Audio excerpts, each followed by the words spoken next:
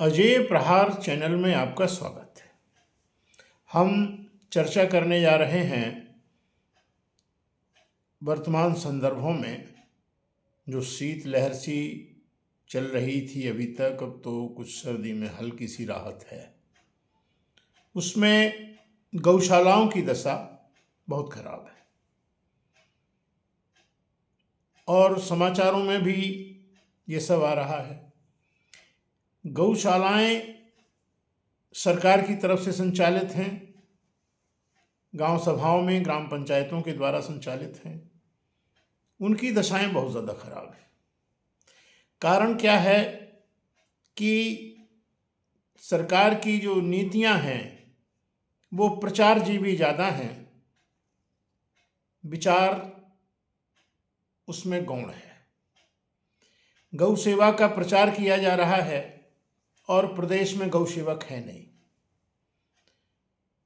ग्राम सभा के नौकर एक अलग बात है और गौ सेवा एक अलग बात है। जब तक पशुधन विभाग को सक्रिय नहीं किया जाएगा, जब तक गौ सेवकों के पद सृजित नहीं होंगे, जब तक गौ सेवकों का कोई एक पाठ्यक्रम के तहत प्रशिक्षण नहीं दिया जाएगा, तब तक इन गौशालाओं की जो दशा है, जो दुर्दशा है, वो बद से बदतर होती रहेगी। आवश्यकता है कि गौ सेवकों के पद सृजन की व्यवस्थाएं की जाएं, उनके मानदंड तय किए जाएं, उनके कार्य निर्धारित किए जाएं और तदनुरूप उन्हें प्रशिक्षित किया जाए।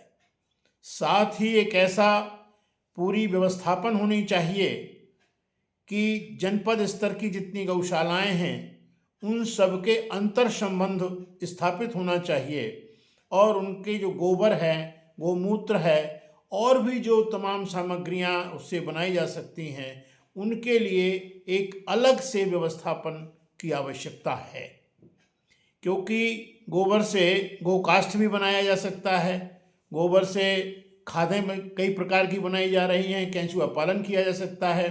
तो इस प्रकार की जब तक एक समन्वित नीति गौशाला को केंद्र में रख करके नहीं बनाई जाएगी, तब तक ये समाचार आते रहेंगे, गायें मरती रहेंगी, कुत्ते चींचते रहेंगे, हम गाय का झंडा करके जय गोपाल जी कहते रहेंगे और गायों को इसी प्रकार से मारते रहेंगे। गौशालाओं से अगर उनको कायदे से रखा जाए तो सड़क पर गोवंश होना नहीं चाहिए, लेकिन हाईवे पर गोवंश है। हम 4 लाइन, 8 लाइन, 12 लाइन, चाहे जितनी लाइनें बना लें, अगर हम उसको जानवरों से रहित नहीं कर सकते हैं, हाईवे पर जानवर आने से नहीं रोक सकते हैं, तो आपको हाईवे नहीं बनाना चाहिए। क्योंकि हाईवे और उस पर गौवंश का अवरोध माने दुर्घटना और दुर्घटना माने मौत। तो हम तो ये सब योजनाबद्ध तरीके से ऐसा लगता है जैसे हम एक सुनियोजित ढंग से इस प्रकार की संरचना करने चले जा रहे हैं, ना आगे सोच रहे हैं ना पीछे सोच रहे हैं। हम बार बार कहते हैं कि अगर गौशालाओं को आपको बनाना है, सड़कों से गौवंश को हटाना है, खेतों में पशुओं को जाने से रोकना है, गौशालाएं आपकी सशक्त होनी चाहिए। और ये चुने हुए प्रतिनिधि, इनके हाथ से आप गौशालाओं का संचालन करा के गौशालाओं को निर्विवाद नहीं रख सकते। आज गांव-गांव में जिस प्रकार की सामाजिक स्थितियां और परिस्थितियां कई प्रकार के कारणों से सृजित हो गई हैं, वो चिंताजनक है। वो गौशाला से ज़्यादा चिंताजनक है। आज समरसता खत्म है, वैमनस्यता बढ़ रही है।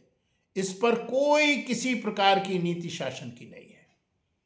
हम केवल जन समुदाय सभी से ये अपील करेंगे कि वो सरकार तक ये बात इस प्रकार से पहुंचाएं कि पहले आप पशुधन विभाग को सक्रिय करें, गौ सेवकों के पाठ्यक्रम बनाएं, उनके प्रशिक्षण करें और उनको गौशालाओं में बाकायदे नियुक्ति दें और फिर उनकी समीक्षा, परीक्षा, ये सब करते रहें।